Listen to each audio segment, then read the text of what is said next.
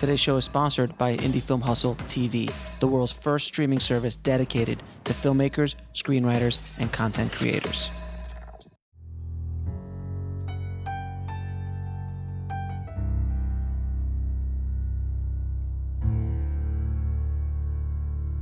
Long hailed as two of the finest contemporary directors working today, Joel and Ethan Coen have carved out a formidable niche for themselves in the world of cinema. Their works are exercises in dichotomy, oftentimes dark and heavy subject matter, approached from a wry, comic viewpoint.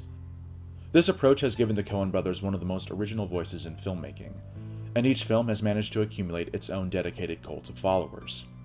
They often credit their sardonic, intellectually oriented worldview to their Jewish upbringing in the suburbs outside of Minneapolis, Minnesota, by parents who both worked in collegiate academia. Joel arrived first, in 1954, and Ethan followed 3 years later, in 1957. Their childhood in the St. Louis Park area, an enclave for Jews and Russians in an otherwise predominantly Christian state, gave the two brothers something of an outsider's point of view towards life as well as their art. Indeed, their best work often assumes the vantage point of a protagonist at odds against his environment. The duo is famously averse to critical analysis of their work. They take every opportunity to take the piss out of critics and analysts who assign any of their films with a quote-unquote deeper meaning. They no doubt would be quick to dismiss this very video series as a frivolous waste of time, an ill-advised attempt to interpret a filmography that actively defies interpretation. Nevertheless, the Coens are a major force in American independent film, and it's very much worth the risk of coming across like a pompous intellectual if it'll bring some valuable insight as to their cinematic legacy. The Coens became enamored with filmmaking at an early age, making their own homegrown Super 8mm movies with neighborhood friends and a camera they bought using their savings from mowing neighbors' lawns. Their droll sense of humor, by now their stylistic signature and a major aspect of their cultural appeal, was apparent even at the beginning, judging by such humorously idiosyncratic titles as Henry Kissinger, Man on the Go, and Zeemers in Zambia.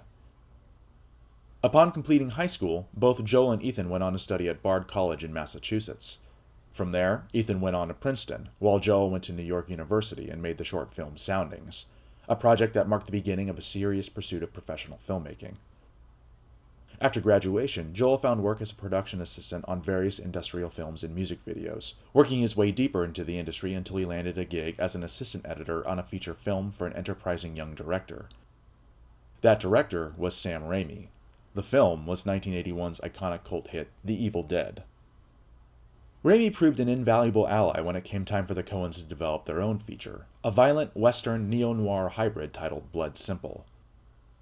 The title came from a term coined by novelist Dashiell Hammett, used to describe the addled and fearful mindset people are prone to fall into after becoming involved in a violent situation.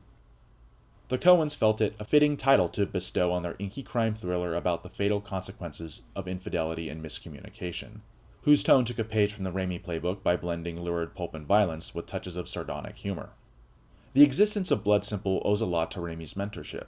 In the absence of any connections to studio money, Raimi convinced Joel and Ethan to create a 2-minute pitch trailer for the film, featuring the Evil Dead star Bruce Campbell as a man pulling his bloody and broken body along a desolate stretch of highway.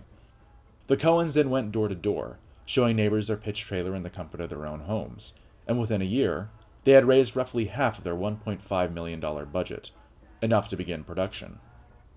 In the fall of 1982, Joel and Ethan began production of their first feature film, shooting in the Austin and Hutto areas of Texas over the ensuing 8 weeks. Blood Simple illustrates a signature Coen storytelling trope, whereby they take a basic story and layer in a series of plot twists and genre homages to create a wholly original work. While the film's story is morbid and dark, the brothers openly acknowledge the sheer absurdity of their scenario and their characters, without playing them for laughs.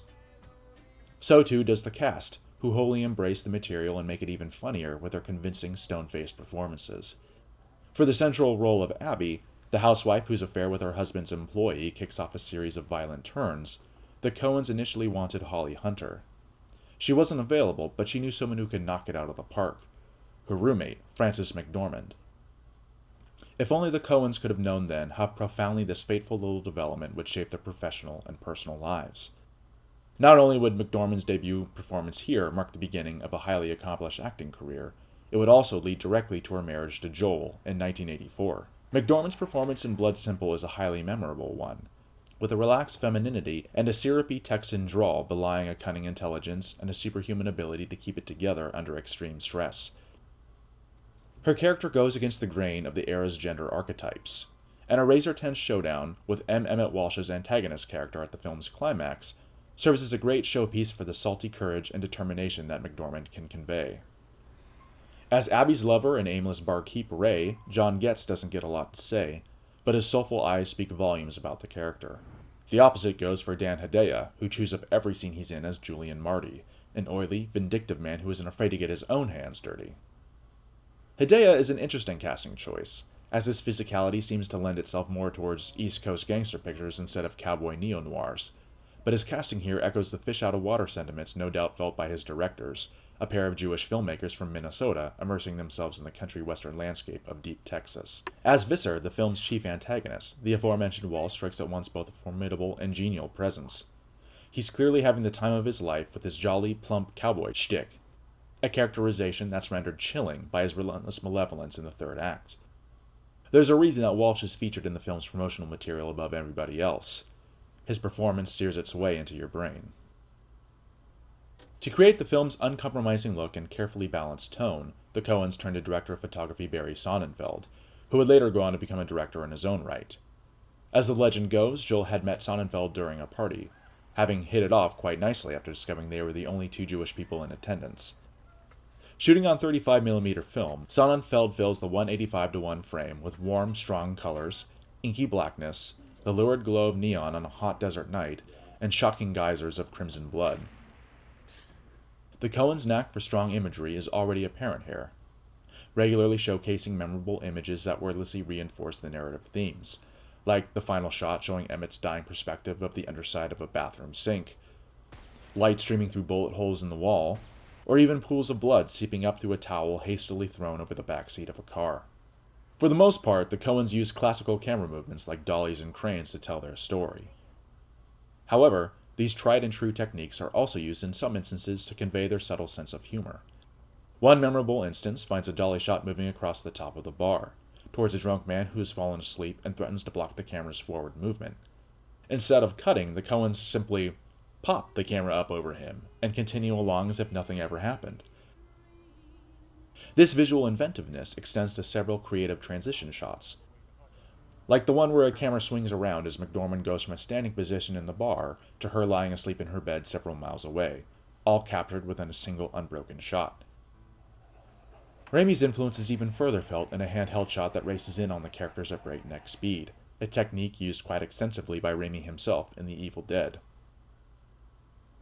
Beginning here with Blood Simple, the Coens also perform the editing themselves under a fictional pseudonym, Roderick Janes. It's a true testament to their utter mastery of the craft when they can perform the writing, directing, and cutting of a picture without compromising the quality of any part of the process. The score, composed by Carter Burwell in his first feature-length effort, is appropriately pulpy and lurid. An ominously spare piano theme is complemented by an electronic synth texture that buzzes with sharpness and malice, while also paying homage to the 70s slasher thriller sounds pioneered by the likes of John Carpenter. The exaggerated audio motif of a swirling ceiling fan gives the film's sonic landscape a rhythmically percussive flavor that draws out our sense of suspense and intrigue. An inspired mix of country, R&B, and Spanish folk music fills out Blood Simple's soundtrack and reflects the diverse multicultural landscape of rural Texas. The Coens' lifelong fascination with the traditions of American music is modestly referenced for the first time here, with the Four Tops hit track It's the Same Old Song featuring prominently over several scenes. There's a few other classical Coen tropes, all of which are making their first appearance here. There's the moody prologue, set to long shots of the empty landscape, while a low-key voiceover in a strong regional dialect muses about the setting and the film's themes. Many Coen films start this way, a technique that's no doubt influenced by Billy Wilder's similar incorporation of the device throughout his own filmography. Blood Simple also introduces the Coens' penchant for positioning their protagonists as middle-class men and women, common folk who are able to provide a street-level view of the action and sit comfortably between the desperation of poverty and the complacency of wealth while observing and commenting on the absurdities of either station. This conceit manifests visually via the iconography of Americana. Blood Simple prominently features images of uniquely American brands like Converse sneakers, Miller High Life beer, and Cadillac cruisers.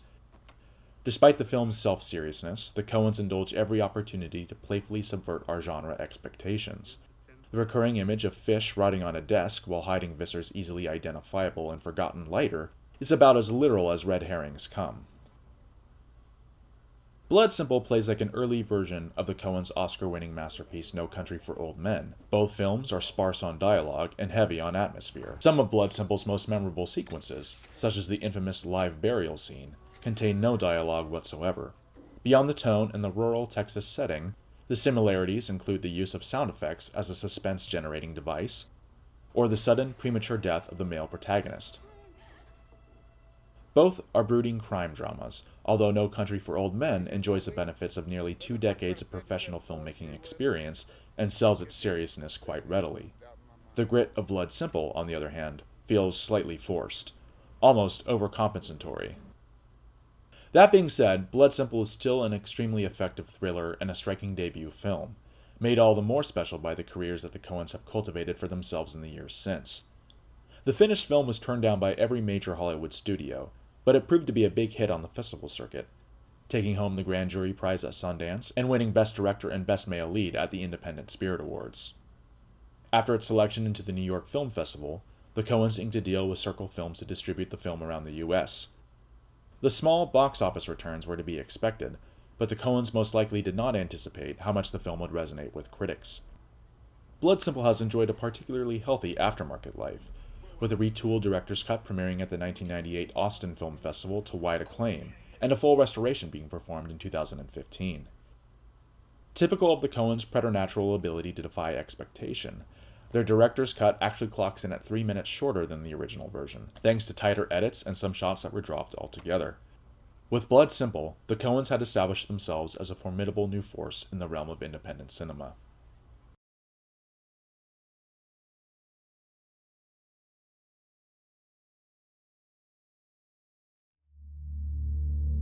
What if there was a platform that you could access everything? Hundreds of hours of content, accessed globally. Interviews with legends, online courses and tutorials, feature films and documentaries, all in one place.